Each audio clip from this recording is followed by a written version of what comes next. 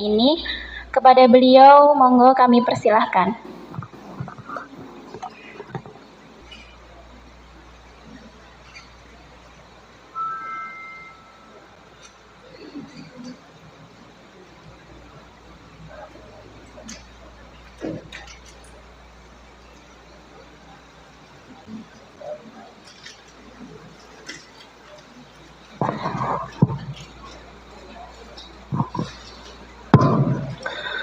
Assalamualaikum warahmatullahi wabarakatuh. Alhamdulillah. Alhamdulillah.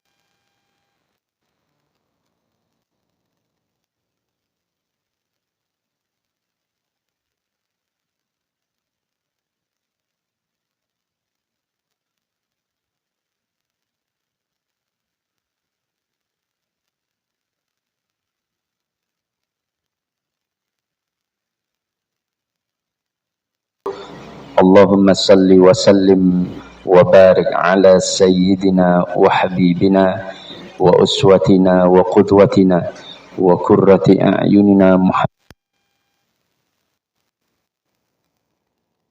ala nahjih wa man jahada haqqa jihadi wa man tabi'ahum bi ihsanin ila yaumiddin. Allahumma la sahla illa ma ja'altahu sahla wa anta taj'alul hasna idza syi'ta sahla. Yang saya hormati kepada beliau Ustaduna Al-Ustadz Abdul Hamid hafidhahullah ta'ala, dan seluruh para jamaah, bapak-bapak, ibu-ibu, terutama panitia. Mudah-mudahan Allah senantiasa melimpahkan rahmat, barakah dan maghfirah kepada kita semuanya. Dan mudah-mudahan Allah menjadikan kita hamba yang selalu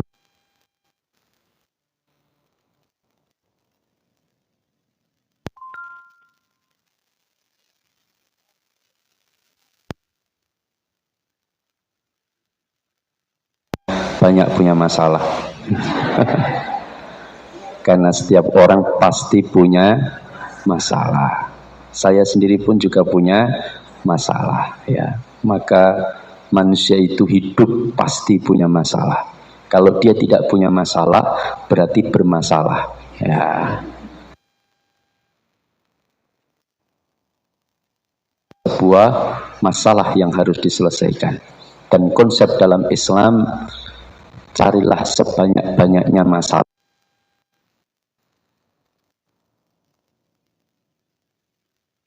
Nanti di akhirat menyelesaikan masalah kita. Betul Bapak Ibu? Ya. Bukan mengatasi masalah tanpa masalah, ya, bukan, ya.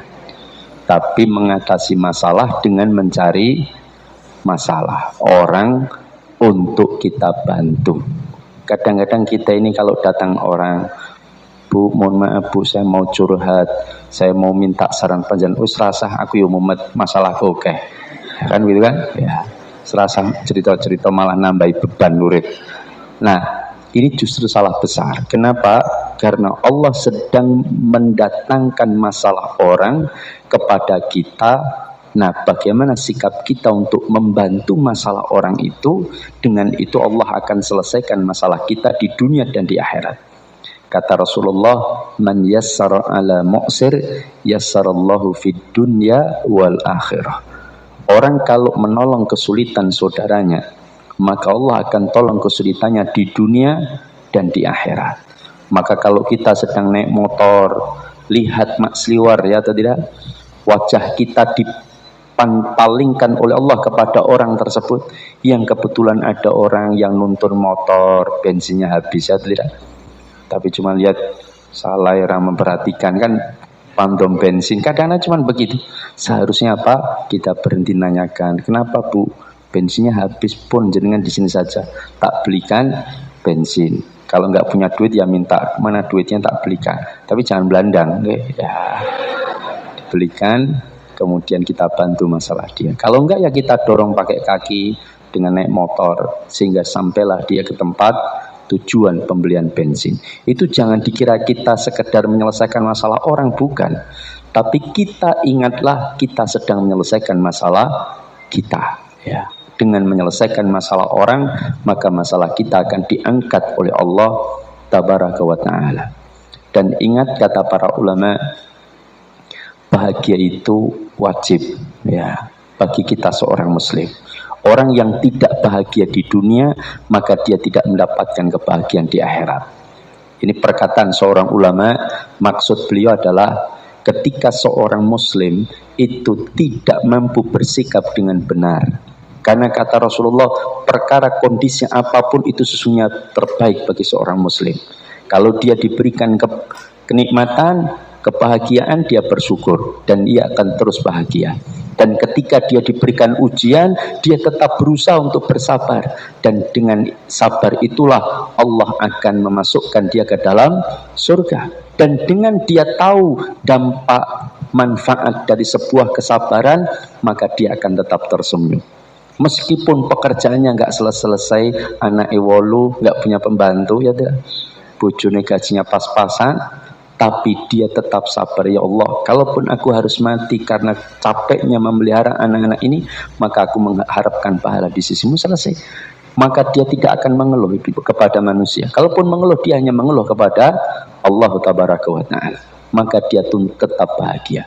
Punya bojo galak, sabar dan tetap bahagia. Nggih nonton Ibu. Ya. Punya bojo pas-pasan, pas duitnya, pas rupane sisan ya, maka sabar karena semua itu adalah ujian. Saya kemarin mohon maaf dapat WA dari seseorang, Ustadz saya mau konsultasi ya. Saya terus terang sikap apa yang harus saya lakukan. Kenapa? Saya sudah menikah dengan seorang perempuan sekitar hampir 6 tahun. Tapi saya tidak bahagia ya. Lah kenapa? Karena saya sejak awal menikah sama sekali tidak berhasrat dengan istri saya. Paham? Sudah punya anak? Punya. Berapa? 3. Loh, tidak berhasrat anaknya 3 ya. Luar biasa. Ya. Ini kisah nyata ya, betul ya. Saya nggak menceritakan orang loh ya, menceritakan kasus ya. Maka saya sampaikan ya. Ya mungkin kalau orang lain normalnya 3 jam 4 jam, dia mungkin 2 menit selesai ya, tidak ya, mungkin loh ya, karena tidak berhasrat. Tapi yang jelas bahwa beliau mengatakan, saya sejak awal sebenarnya tidak berhasrat. Lah kenapa kamu nikahi? Saya tanya. Lah soalnya dulu pekeo sama ibunya, saya cukup dekat dengan istri saya ini, kemudian ditanting, kamu nikahi anak saya gimana? Akhirnya saya pekeo, sudah saya anggap ibu saya, akhirnya saya nikahi. Tapi perjalanan menikah, saya betul-betul tidak berhasrat dengan itu.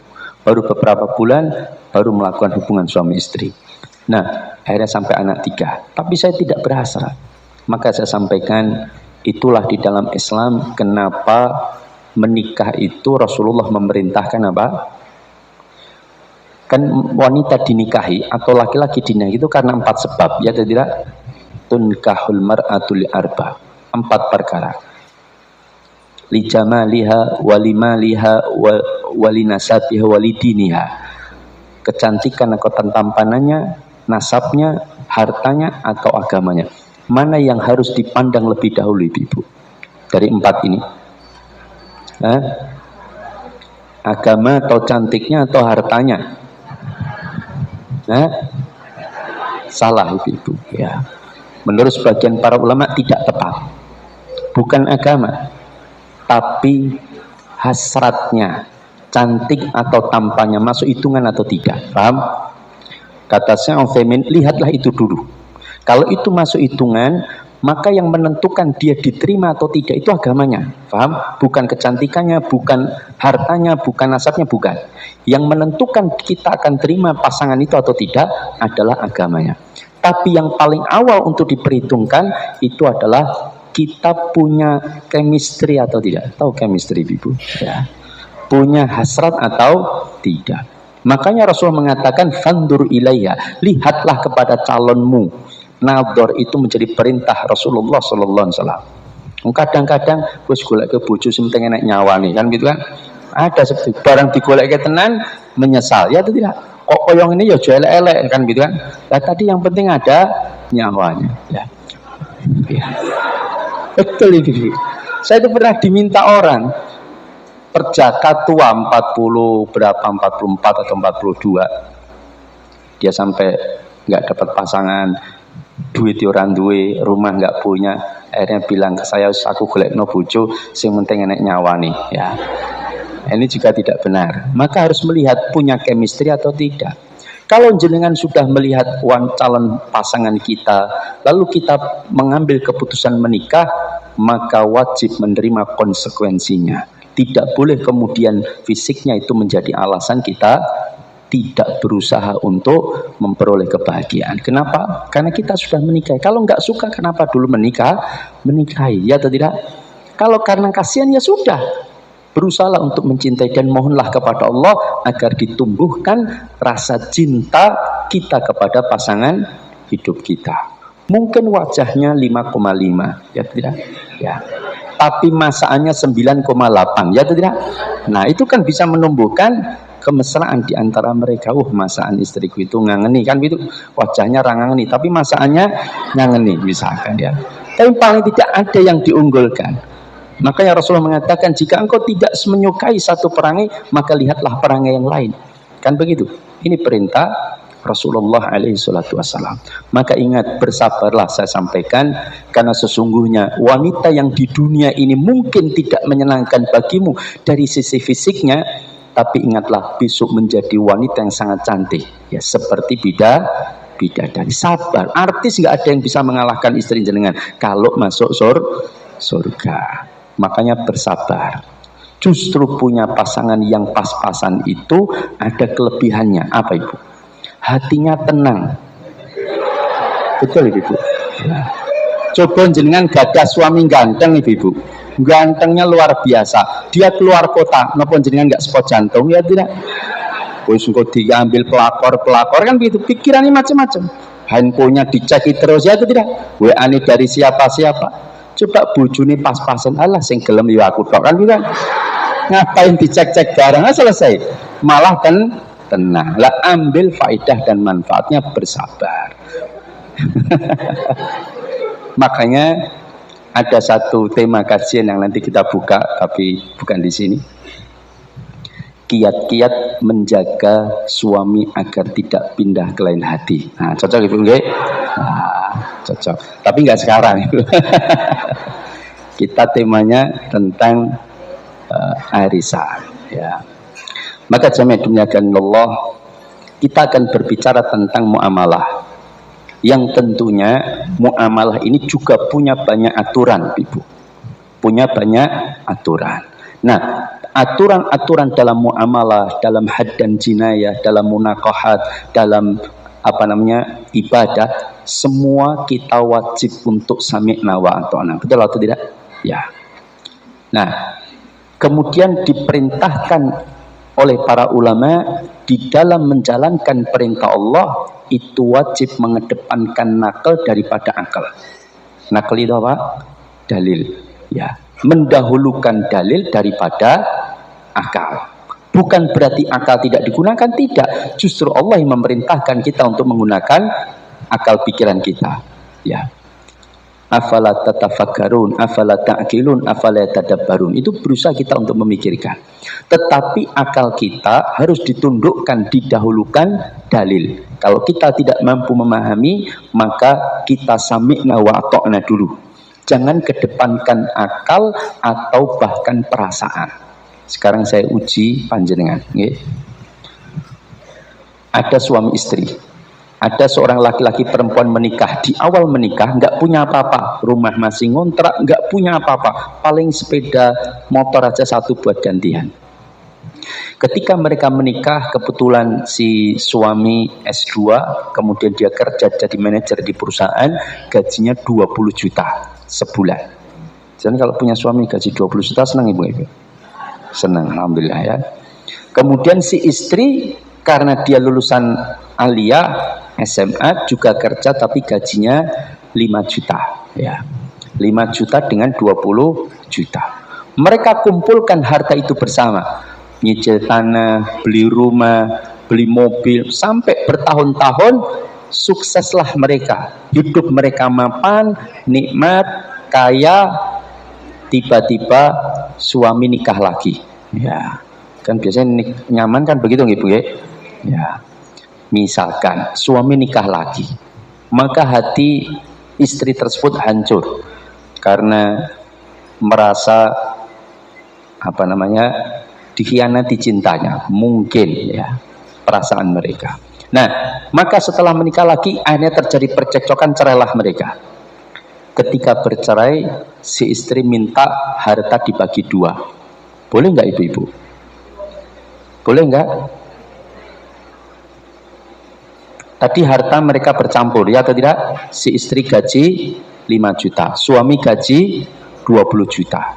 Lalu ketika harta bersama dikumpulkan, beli rumah, beli mobil, beli tanah, lalu kemudian suaminya terjadi masalah atau mungkin menikah lagi, terjadi percekcokan, lalu mereka bercerai, maka mereka minta agar harta dibagi dua. Boleh nggak ibu-ibu? Boleh. Kata ibu-ibu boleh, Pak. Ya. Sekarang ada pasangan yang lain, suami istri juga awal menikah miskin, setelah menikah kaya raya. Ternyata perempuannya S3 dan laki-lakinya lulusan SMA, ya, berondong, ya. Kemudian mereka menikah, si istri dapat kerja di sebuah perusahaan besar, gajinya 20 juta. Si suami gajinya 3 juta karena dia kerja di satpam. Setelah mereka mengumpulkan hartanya berdua, kemudian membeli mobil, membeli tanah, membeli rumah, mapanlah mereka, terjadinya masalah dalam keluarga. Terus ketika bercerai, si suami tadi minta hartanya dibagi dua. Padahal perempuan tadi gajinya 20 juta, si suami gajinya cuma 3 juta. Boleh nggak ibu-ibu? Bu, Pak. Gitu Pak. Ya. Saya ingin menunjukkan bahwa perasaannya lebih menguasai daripada logikanya, ya atau tidak? Ya. Kalau si suami gaji tadi 20 juta, istri gaji 5 juta, terjadi masalah cerai, harta dibagi dua. Betul Ibu nggih? Betul Pak nggih? Ya. Kalau istri gaji 20 juta, suami gaji 3 juta, terus ketika cerai, harta minta dibagi dua, boleh enggak? Ya Pak, ya selesai ya, selesai. Ya. Nah, jamaah dimuliakan Allah, saya ingin bahas itu dulu. Artinya kita mengedepankan dalil, ya, daripada akal dan perasaan.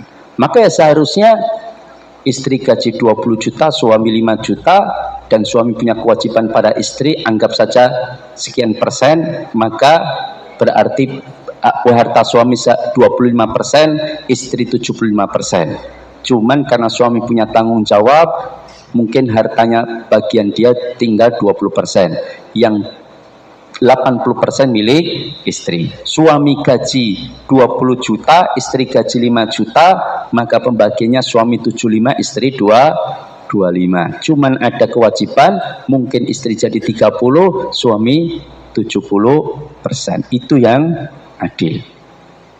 Setuju ibu-ibu? Abot, panggil? Ya, tidak setuju. Ya.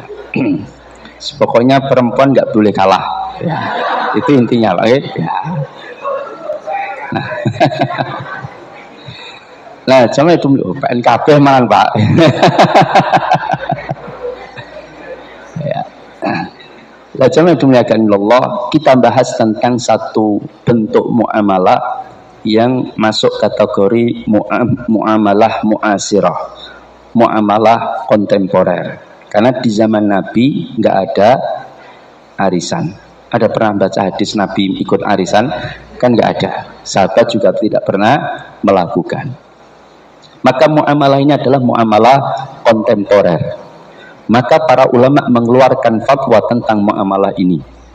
Apa hakikat akad yang digunakan dalam muamalah ini?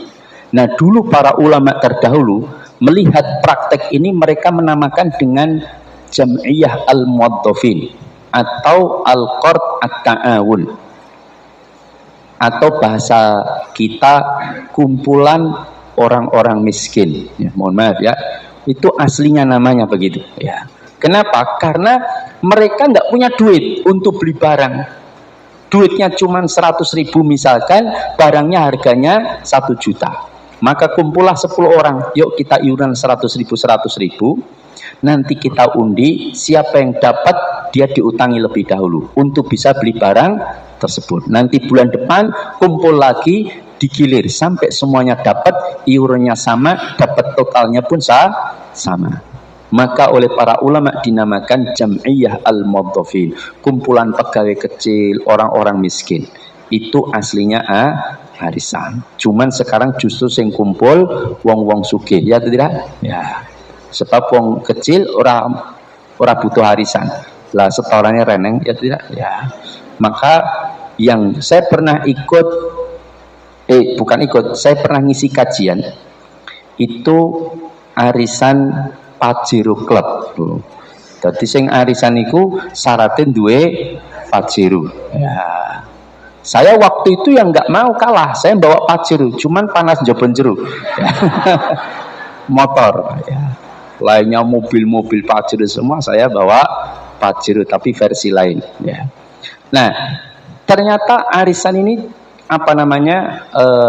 tidak hanya didominasi oleh orang-orang yang nggak punya duit. Justru kebanyakan arisan itu mereka wanita-wanita atau laki-laki sosialita, ya, yang kesana kemari itu ya, perempuan kesana kemari. Apa itu? PKK, bukan ya? Ya.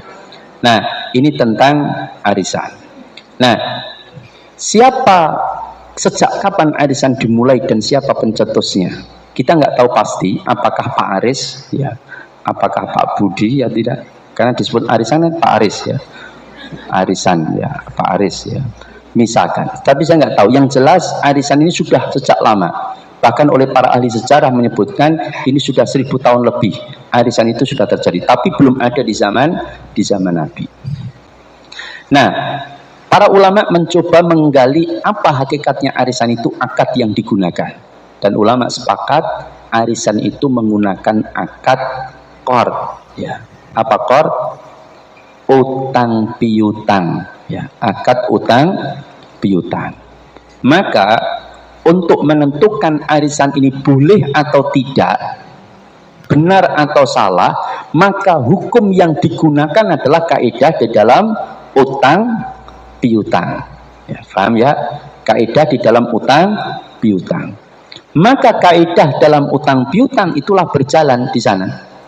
Di mana dalam kaidah utang piutang itu kula panjenengan dilarang mengambil manfaat apapun, baik materi maupun non materi, atas akad utang piutang. Contoh, Bu, saya utangi 5 juta, tapi tolong nanti pas mengembalikan rakitang sidik ditambahi, minim 50.000, ya atau tidak? Nah, berarti saya mengambil manfaat berupa bunga, paham? Dan ini haram hukumnya, nggak boleh. Atau manfaat lain misalkan, Bu, tak utangi 500.000 untuk bayar SPP anak mbak panjenengan, tapi aku tulung Bu dipijeti setengah jam. Oh nggih mboten napa-napa kan gitu kan. Nah, maka dipijetilah saya. Maka bukan Bu ya, maka Bu mijeti saya, Bu. Bahaya ya. Maksudnya Bapak misalkan ya, Pak tolong pijeti saya. Maka dia mijeti saya. Maka itu termasuk bentuk riba. Karena mengambil manfaat. Makanya Rasulullah sampai mengatakan, jika engkau ngutangi orang, lalu orang itu menawarkan goncengan, ya, goncengan kepadamu, maka tolaklah, karena itu adalah riba. Kecuali kata Rasulullah, jika goncengan itu terjadi lebih dahulu, yang menjadi kebiasaan sebelum terjadi utang piutang. Contoh, saya setiap berangkat ke pengajian di tempat ini selalu gonceng salah satu jamaah, karena rumah kami berdekatan. Kami digoncengkan terus. Suatu saat saya ngutangi jamaah tersebut. Ustadz ada uang nggak Ustadz? Berapa? 1 juta Ustadz untuk bayar SPP. Oh ya ada, saya utang. Apakah kemudian saya mengatakan, mohon maaf Pak, sementara kita berhenti goncengan dulu ya. Karena jenengan sudah saya utangi? Kan enggak.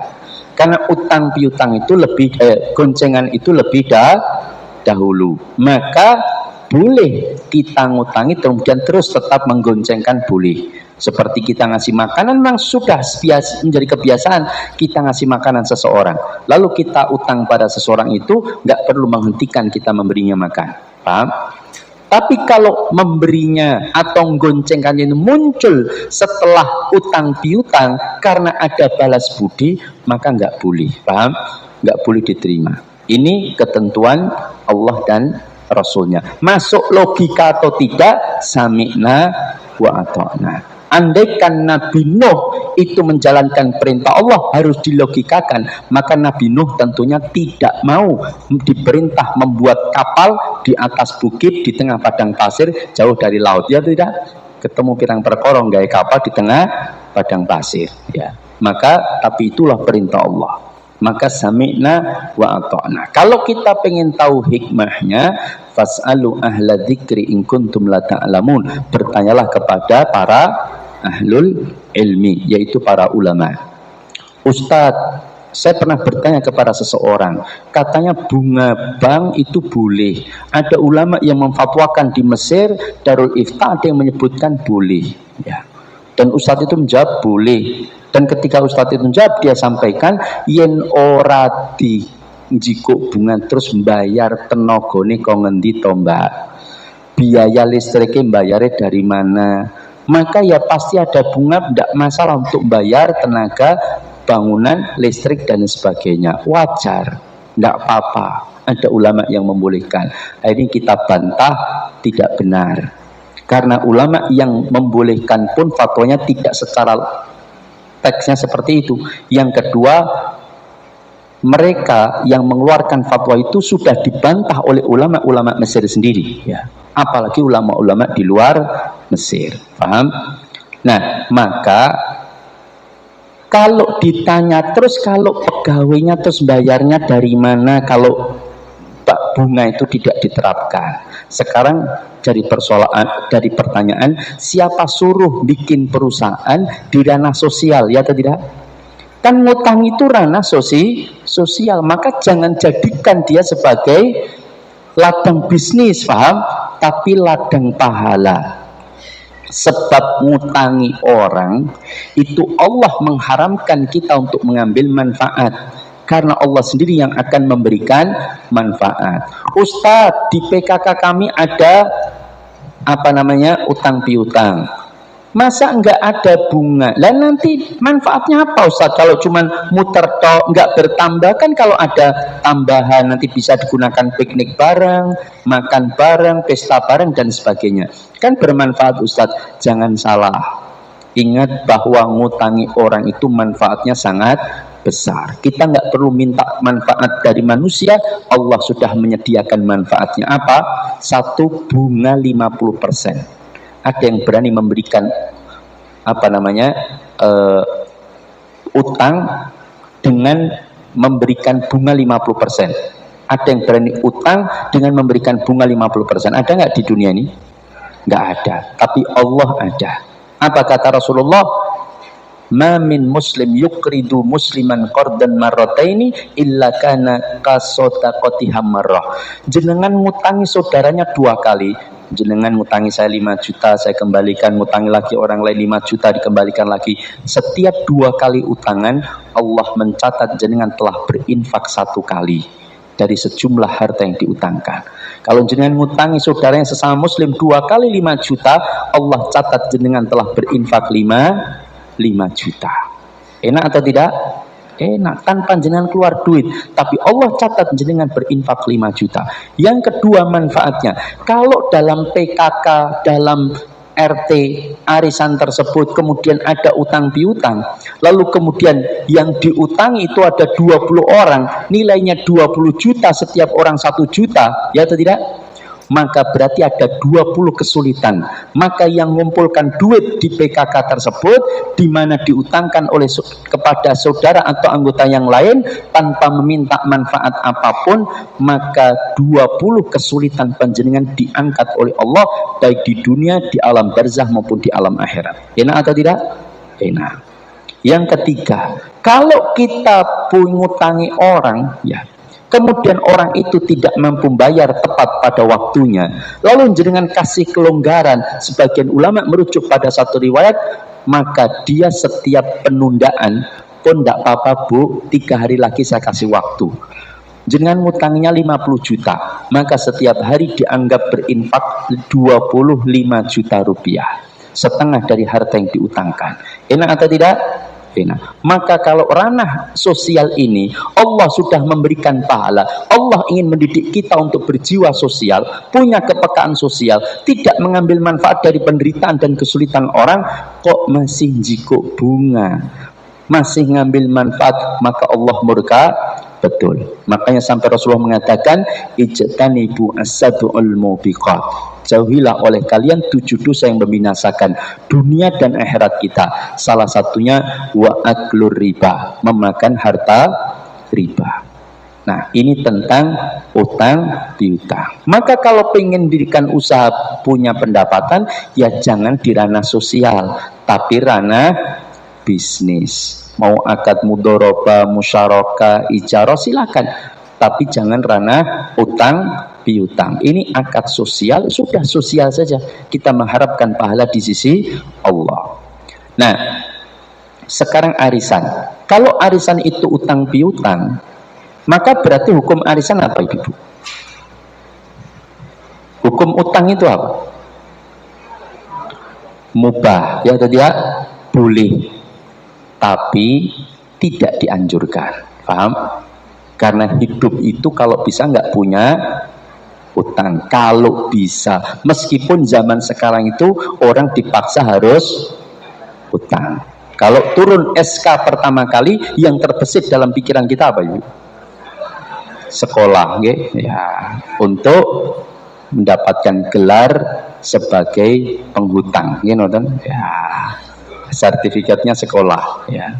Nah, maka ini kebiasaan kita suka utang, padahal utang itu hendaknya kita hindari, tetapi secara hukum boleh, paham?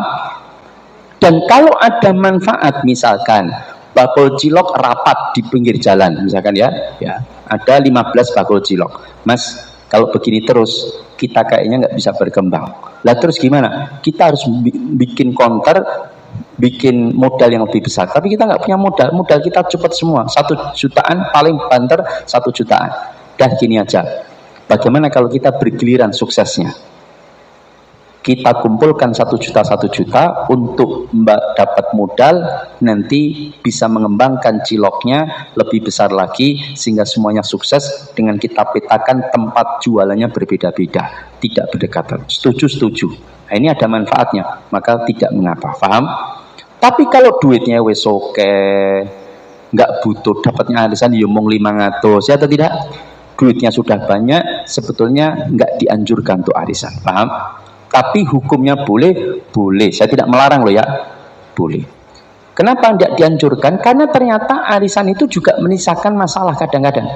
Misalkan arisan kampung RT 05 RW 05 misalkan ya. Ada 120 kakak. Ternyata ada beberapa orang yang dapat terus pindah rumah, ya. Terus yang nomboi siapa? Nah, adminnya kadang-kadang mesake, wis ora digaji, nyatet, terus yang ada yang dapat minta full penuh, pada sing bayar baru separuh, ya tidak? Akhirnya dia nomboi dulu. Nah, ini kasihan.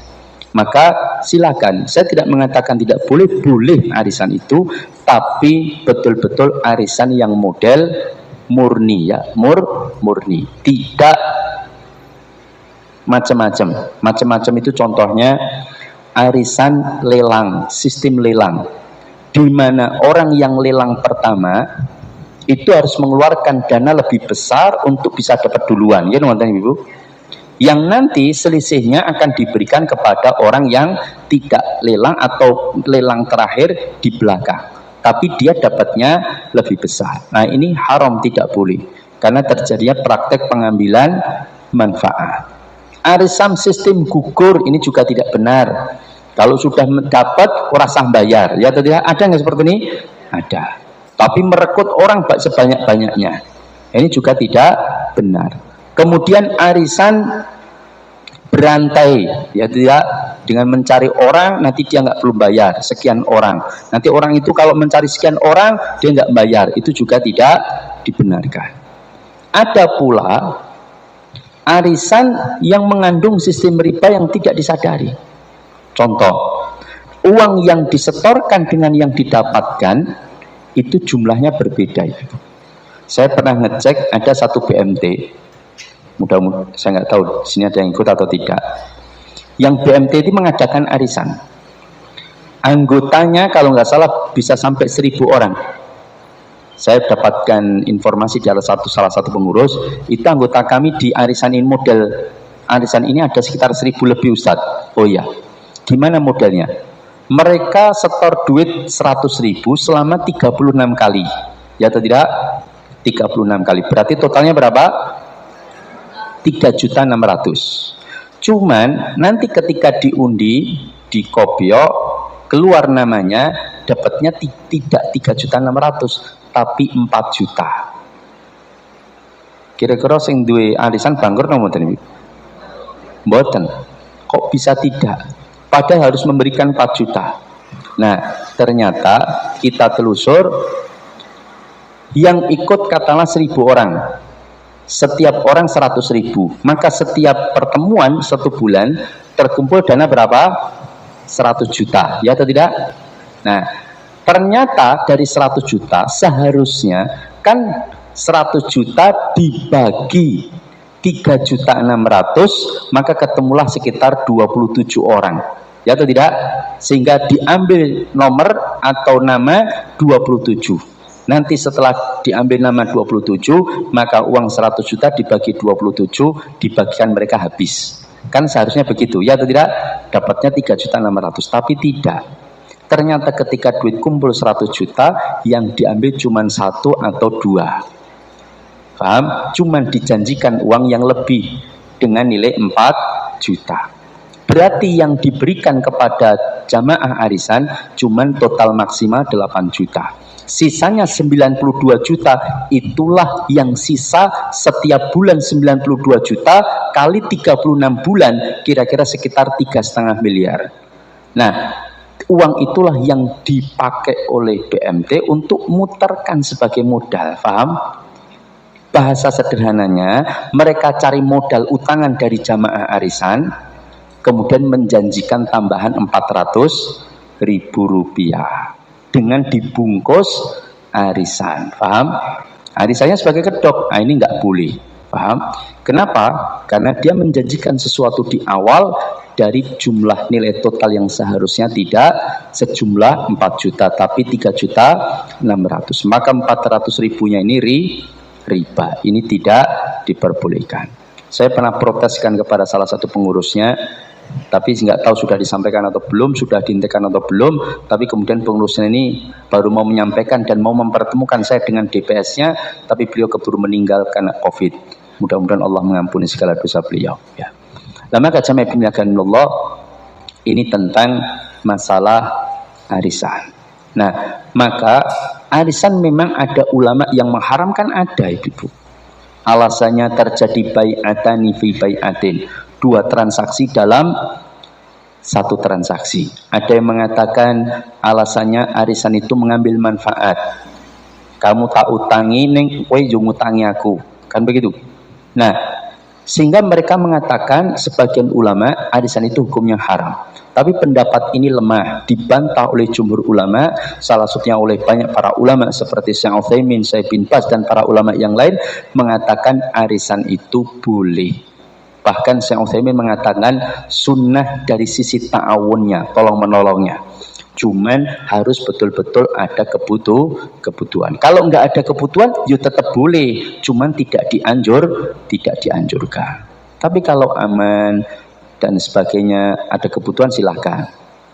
Tapi kalau nggak ada kebutuhan tidak dianjurkan, tetapi hukumnya tetap boleh. Loh, tapi ada undiannya Ustadz, bukankah undian judi? Jangan salah, letak judinya bukan di undiannya, tapi kalau pertaruhan, bukan masalah undian. Undian itu hanya mekanisme saja. Dia bisa mengandung judi, bisa tidak. Kalau saya dengan panjenengan semua taruhan uang 100.000 saya taruh di depan, lalu kita undi nama kita semua, yang keluar ngambil duit itu judi, paham? Tapi kalau diundi semua orang pasti dapat, jumlahnya sama, setor dengan yang didapatkan sama, itu arisan, maka tidak mengapa, paham? Nah, ini harus dibedakan. Jadi jangan kemudian, Ustadz, di kami ada doorpress. Nah, doorpressnya kami iuran seluruh jamaah yang ikut dalam pertemuan tersebut. Misalkan di sini ada 300 orang, maka setiap orang urun 10.000. Nanti ke 10.000 terkumpul 3 juta. 3 juta nanti dibungkus 3 amplop senilai 2.500.000. 3 amplop itu kemudian jadikan doorpress, atau mungkin dibelikan kipas angin, televisi atau setrika, lalu dijadikan doorpress, lalu diundi di antara kita. Judi bukan? Judi, paham? Tidak boleh, karena hadiah itu dari iuran para peserta, itu judi baru. Tapi kalau hadiah dari sponsor, misalkan Majelis Taklim Alimah, nah kebetulan ketua alimanya pengen memberikan hadiah kepada jamaah 2 unit motor NMAX misalkan, paham? Kenapa harus 2 unit? Karena 1 unit untuk diundi kepada jamaah, 1 unit untuk ustadznya yang ngisi. Gak perlu diundi, ya. Misalkan loh ya, boleh atau tidak? Boleh. Karena jenengan semua nggak dimintai iuran untuk dibelikan doorpress, paham? Makanya bukan masalah undiannya yang haram, tetapi masalah pertaruhan dalam unsur judi itu yang diharamkan. Rasulullah pun pernah melakukan undian, ya atau tidak? Mengundi istrinya siapa yang diajak untuk keluar kota. Jenengan diundi napa mboten? Mboten nggih? Ya, alhamdulillah. Karena satu-satunya di hati suami, ya atau tidak? Ya. Kalau suami mengatakan, "Dek, aku mencintaimu." Jenengan senang napa mboten? Mboten? Ya. Siapa yang jawab mboten? Ya. Iya. Perlu dipertanyakan. Kalau suami mengatakan, "Dek, aku mencintaimu," maka bisa jadi di tempat lain juga mengatakan yang sama, "Dek, aku mencintaimu." Ya atau tidak? Dan nggak salah itu. Tapi kalau suami sudah mengatakan, "Dek, kamu satu-satunya wanita yang kucintai," nah itu baru jenengan harus tenang hatinya, ya atau tidak? Ya. Tapi kalau cuman, "Dek, aku mencintaimu," bisa jadi di tempat lain juga sama. Makanya dalam bahasa Quran, ya atau tidak?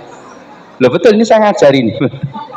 Dalam bahasa Quran itu Allah menggunakan kalimat bukan na'buduka, tapi iyyaka na'budu. Artinya hanya kepada, maf'ul bihnya didahulukan. Itu menunjukkan hanya engkau yang kami sembah. Makanya kalau ada suami bilang, "Dek, aku mencintaimu," mas belum sempurna. Ya kan gitu kan? Harus bilangnya hanya aku yang kamu cintai, ya baru sempurna. Ini apa ya itu ngatur-ngatur ini Bang. Nah, jamaah demikian Allah, ini tentang arisan. Maka arisan secara hukum asalnya boleh, tapi jangan mengandung unsur yang haram. Salah satu bentuk yang terlarang tanpa disadari oleh sebagian kaum muslimin itu adalah mengambil manfaat dalam arisan dengan cara yang dapat ketempatan dan menyediakan snack. Nah, itu tidak boleh. Paham? Kok angel mentau Ustaz aturan yang jenengan itu ya. Itu yang mengatur bukan saya. Ini aturan Allah dan Rasulnya. Paham? Cuman jenengan gak usah khawatir, solusinya sangat mudah dan sangat gampang. Paham? Apa solusinya? Kata para ulama, arisan itu sangat langka, dia berdiri sendiri sangat langka. Arisan itu biasanya dompleng ke pertemuan RT, pertemuan PKK, pertemuan keluarga, pengajian, kumpul karang taruna, ya atau tidak? Ya. Maka ketempatannya jangan didasarkan dapatnya arisan, tapi ketempatannya diundi tersendiri atau diurutkan yang paling tua yang kira-kira mati dhisik itu diurut ke wae misalkan ya. Misalkan sing tua sik wae kok ndak selak mati ketempatan misalkan ya. Kenapa? Oh ya, misalkan ini dugaan misalkan. Bisa jadi yang tua duluan, yang muda belakangan, atau yang muda belakangan, yang tua duluan. Itu juga bisa terjadi, nonton Ibu. Ya, maka misalkan seperti itu. Atau diurutkan nomor anggota rumah. Oh, nomor rumahnya siapa? Diurutkan di situ. Kemudian di situ ada arisan dapat, nggak ada masalah. Mau yang ketempatan itu menyuguhi makanan dari full dari dia atau dari iuran, nggak ada masalah. Paham? Asalkan jangan didasarkan pada dapatnya arisan. Kalau didasarkan dapatnya arisan itu sama saja begini, Bu. Misalkan ya, kita arisan iuran 100.000, dapatnya 3 juta. 30 juta ya, 100.000 berarti berapa? 30 juta ya, 30 juta. Nah, 30 juta itu kemudian kita ada 300 orang misalkan. 300 orang, ketika saya dapat, maka status saya itu utang kepada 299 panjenengan, ya atau tidak? Di mana setiap orang saya utangi 100.000. Kemudian jenengan setelah mengutangi saya mengatakan, Ustadz, antum yang dapat. Berarti besok Ustadz ngasih makan kita-kita. Jangan siapkan besok pertemuan yang akan datang, ngasih makan kita makan di tempat rumah Ustaz. Nah, itu sama saja, Bu, Ustaz tak utangi 1.000, neng aku mbok kei pangan Ustaz sok ngasasi ngarep. Paham ya? Nah, itu nggak boleh. Maka dirubah saja sederhana. Ketempatannya jangan didasarkan dapatnya arisan. Yang kedua, ini berkaitan perdebatan di kalangan para ulama, tetapi saya menganjurkan nggak usah ada pemotongan, paham? Karena khawatir itu juga pengambilan manfaat.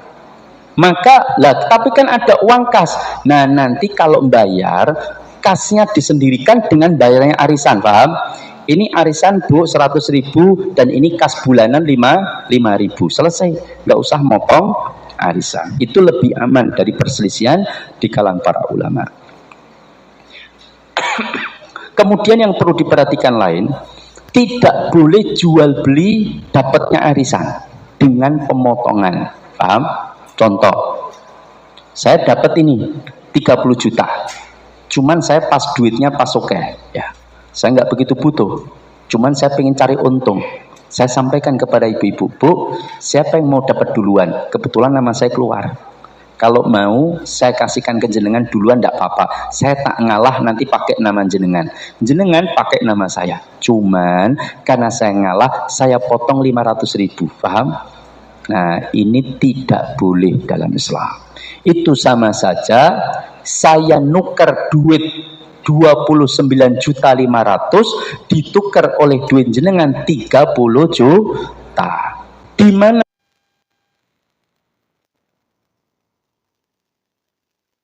juta diserahkan nanti kalau dapat. Maka di sini letaknya terjadi dua riba. Riba al-fadl dan riba an-nasi'ah. Riba karena ada kelebihan dan riba karena ada penundaan. Sama-sama barang ribawi, sama jenisnya itu rupiah, yang satu sekarang, yang satu nanti kalau namanya keluar. Nah, maka tidak boleh, paham? Maka nggak usah deltinuku dapatnya arisan. Ya. Kalau misalkan nama saya dimasukkan lagi, saya tak nanti aja enggak apa-apa, biar diganti yang lain supaya adik diundi lagi, enggak apa-apa, itu bagus, paham? Itu namanya mengalah untuk orang lain, ya. Nah, tapi kalau sudah jual beli, tukar menukar, nah, maka persyaratan kaidah pertukaran barang ribawi harus terpenuhi. Yang terakhir sebelum nanti pertanyaan, jam berapa ini? 9.30, ya, masih ada 5 menit. 8 menit, 7 menit ya.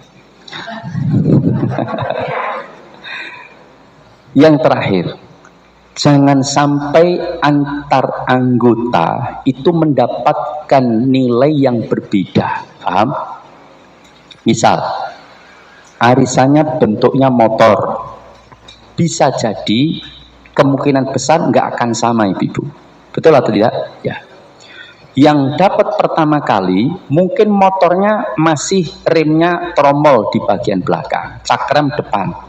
Tapi nanti yang dapat terakhir itu sudah ganti stripping, harganya lebih mahal dan remnya sudah cakram semua. Itu nggak sama, itu dipermasalahkan oleh para ulama. Paham?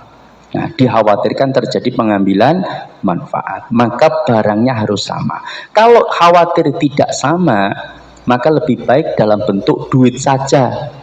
Kalaupun barang, bawanya barang itu lebih aman. Contoh, Bu, kita arisan gula. Setiap pertemuan semua orang bawa gula sekilo-sekilo, ya tidak? Nanti dikumpulkan, diundi siapa yang dapat, itu yang dapat duluan. Maka dapat 300 kilo, tidak masalah. Itu berarti sama terus. Atau bawanya emas.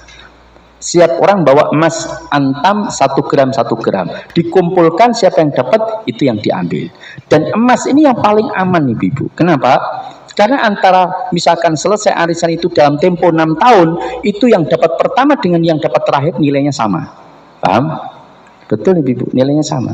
Coba, tahun 1980, saya kalau membeli kambing, layak kurban, waktu itu cukup dengan uang 75.000, dapat kambing layak kurban. Dan untuk membeli kambing tahun 1980, cukup saya membeli dengan nilai sekitar 4 gram emas. Atau 1 dinar, itu cukup dapat kambing layak kurban, gemuk besar. Kemudian jenengan uang 75.000 di tahun 1980 jenengan masukkan deposito, jenengan ambil 40 tahun kemudian, ya atau tidak?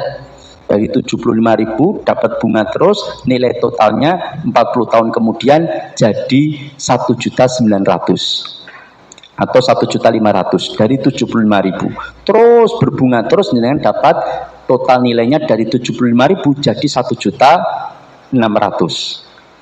Yang satu nyimpannya emas mandek tok 4 gram, 40 tahun kemudian dikeluarkan dua-duanya, duitnya yang 75 jadi 1,6 juta, emasnya yang 4 gram tetap 4 gram, terus ditukoke wedus layak kurban. Mana yang dapat ibu-ibu? Emas, ya atau tidak? Karena 4 gram emas senilai 4 juta. Dapat nggak layak kurban besar? Dapat. Yang 1,6 dapat, tapi agak cempe, ya atau tidak? Ya. Berarti menunjukkan uang yang kita simpan dalam bentuk kertas itu sesungguhnya mengalami penurunan nilai. Kalau nominal angkanya naik dari 75 menjadi 1,6, tapi hakikatnya duit kita turun aji ini pun. Tahu aji itu apa? Nilainya, turun nilainya. Jenengan nabung mau bayar tanah tahun ini, 1 kapling rumah jenengan harganya 150 juta. Wah, enggak lah, saya tabung duit aja. Ditabung duit. 5 tahun kemudian duit jenengan jadi hampir 200. 150 juta jadi 170 misalkan. Tapi kemudian membelikan tanah sebelah sudah 350, ya tidak? Berarti duit jenengan itu tuh turun, bukan naik, nominalnya saja yang naik, tapi hakikatnya tuh turun, duitnya menguap, ya.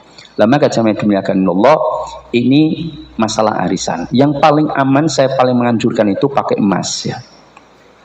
Cuman itu kalau bagi orang yang turah duit, ya. Tapi kalau itu emas terus didol meneh, maka ada selisihnya, itu ya rugi, ya atau tidak? Kalau cuma jangka pendek. Tapi kalau memang disimpan saja, maka itu paling saya anjurkan emas. Atau ngutangi orang, itu paling aman dengan emas. Bu, utang berapa? 10 juta. Oh ya, ini tak utangi aja 10 gram. Mau dikembalikan kapan? 5 tahun, enggak apa-apa.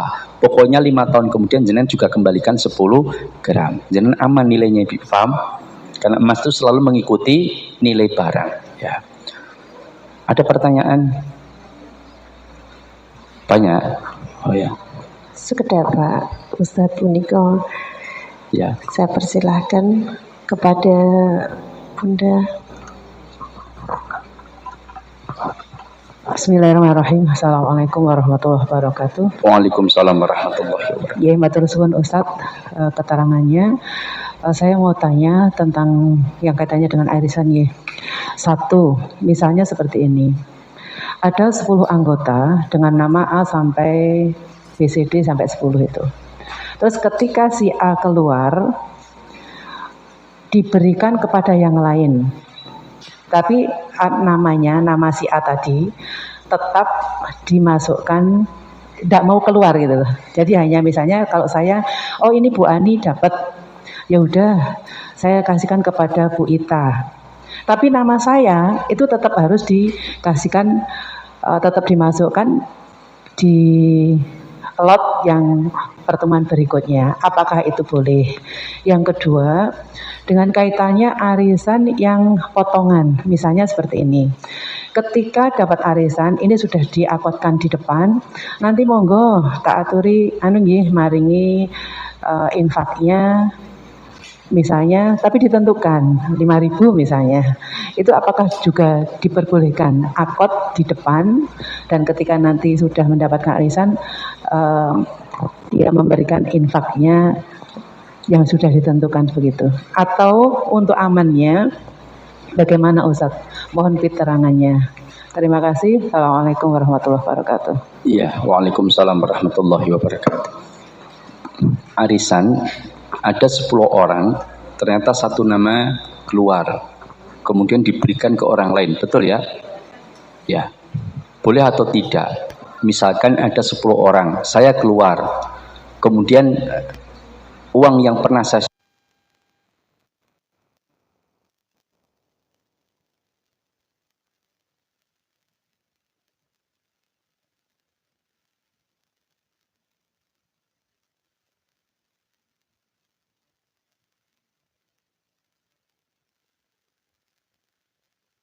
Jadi maksudnya kita kan dari bersepuluh itu kan punya hak untuk mendapatkan. ya, Karena yang misalnya yang keluar itu saya, terus saya berikan kepada orang lain, otomatis haknya yang lain, yang 8 orang itu kan 9 toh? Iya, yang 9. Maksud Ya. saya ketika saya keluar kok besok saya keluar lagi seperti itu. Jadi nama saya tetap tidak dikeluarkan, tapi saya menunjuk uang saya tak kasihkan kepada orang lain, tapi tetap nama saya besok kalau keluar ya saya dapat gitu.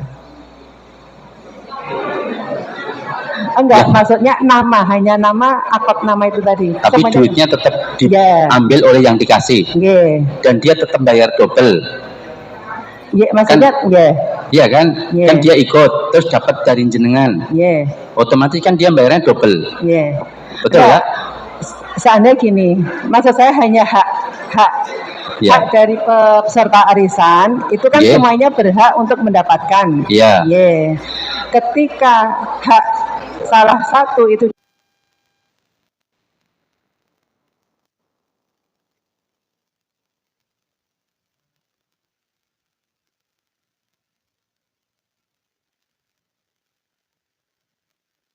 Pada Pak Budi misalkan ya, Iya.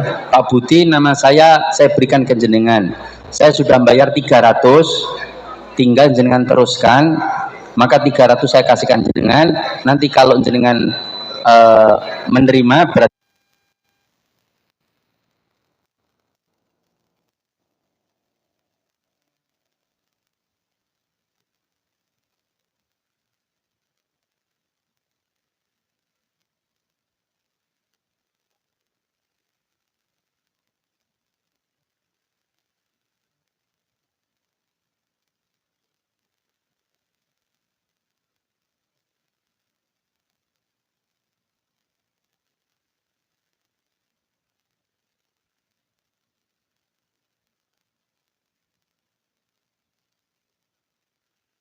pada orang lain Iya. duitnya, maka ya tentunya kalau dia ingin meneruskan berarti nanti dia bayarnya double kan, mulai bulan depan dirinya dan yang saya beri.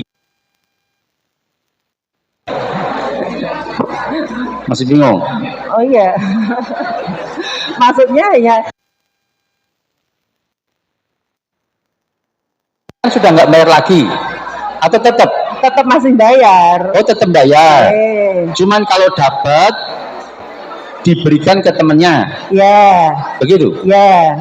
Tapi tunjukkan bukan karena di lot, Tapi saya tetap bayar. tetap bayar. Cuma nanti kalau saya dapat, saya kasihkan ke Ibu W tadi. Nggih.